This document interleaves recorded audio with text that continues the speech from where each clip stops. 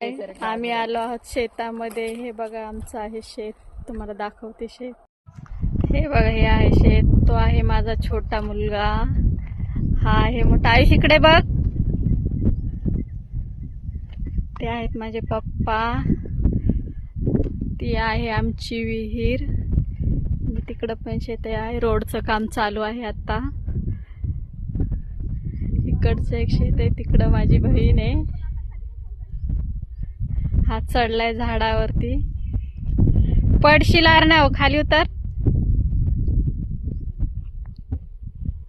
हे बघा आमचा रस्ता आता बनवणार आहेत.